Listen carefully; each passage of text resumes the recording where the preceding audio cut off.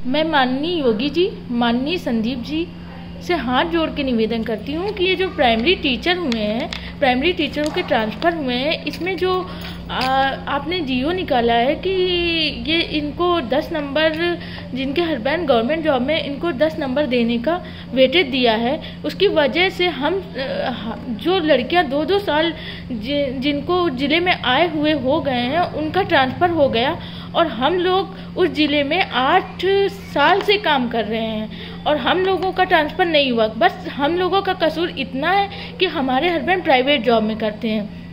Private job क्या इतना क्या ये कोई कसूर है? क्या कोई ये चोरी डकैती ये सब काम कर रहे हैं हमारे हस्बैंड? जो हम लोगों को कुछ भी वेटेज नहीं मिला, हम लोगों को वेटेज मत दीजिए, सबको बराबर अधिकार दीजिए। जो पहले आया है वो ही पहले जाए, ये नियम होना चाहिए। ना कि जिनके हस्बैंड गवर्नमेंट जॉब में करते हैं वो 2 साल में निकल जाए और हम लोग इतने पुराने होकर भी हम लोग बस ये देखें कि वो आ रहे हैं, वो चले जा रहे हैं, वो आ रहे हैं, वो चले जा रहे हैं और हमारे हस्बैंड प्राइवेट जॉब में जॉब कर रहे हैं। हम कभी भी नहीं जा सकते इस हिसाब से। आपके हिसाब से तो जब नई भर्तियाँ आएंगी तो भी वो लोग आएंगी और उनके हस्बैंड गवर्नमेंट जॉब में होंगे, वो चली जाएंगी, उनके नंबर हमसे 10 नंबर हमसे ज़्यादा होंगे और हम जितने साल नौकरी के, हमें 1 साल नौकरी के 1 नंबर मिलते हैं और वो लोग बस उनके हस्बैंड गवर्नमेंट जॉब में उनको एक बार में 10 नंबर मिल जाते हैं। ऐसा क्यों?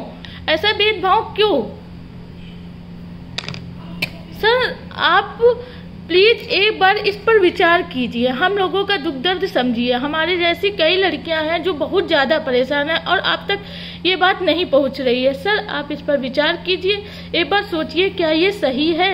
क्या ये नाइंसाफ़ी सही है? क्या प्राइवेट जॉब वाली, जिनके हस्बैंड प्राइवेट जॉब में है, उनको नंबर ना देना या उनके साथ इस तरह भेदभाव करना, क्या ये सही है?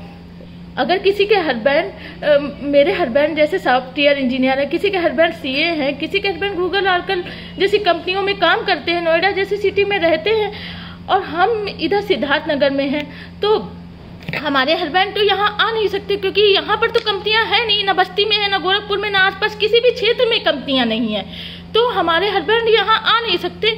तो हमारा ट्रांसफ़र तो वहाँ हो सकता है ना। और केवल मैं अपने लिए ट्रांसफ़र नहीं कह रही हूँ, मेरे बाद वाली लड़कियां तो आराम से लेके जा रही हैं नोएडा। कोई मतलब कोई बुलंदशहर जा रहा, कोई कहीं जा रहा, कोई किसी का कहीं ट्रांसफ़र हो रहा, वो उनको 2 साल 3 साल नौकरी लिए हुए हो गए, वो अपने हस्बैंड के साथ, अपने परिवार के साथ चली गई।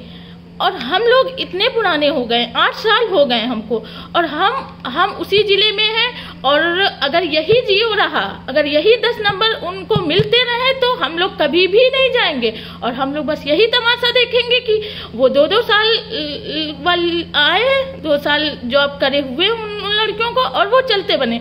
सर मेरा आपसे बस इतना निवेदन है कि आप बैच वाइज ट्रांसफ़र कीजिए, जो सबसे पहले आया है वही सबसे पहले जाए।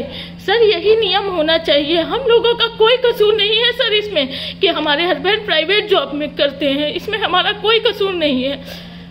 सर हम लोग बहुत परेशान हैं क्योंकि बात इसकी नहीं कि हमारे ट्रांसफ़र की बात है, सर हमसे बाद वाले जाएं और हम रह जाएं, बस इस वजह से, इस भेदभाव की वजह से कि मेरे हस्बैंड प्राइवेट जॉब करते हैं। ये भेदभाव सही नहीं है सर, आप इस पर विचार कीजिए सर, बस आप इस पर विचार कीजिए सर। मेरा आपसे हाथ जोड़कर निवेदन है कि आप इस पर विचार कीजिए, हम लोग बहुत परेशान हैं।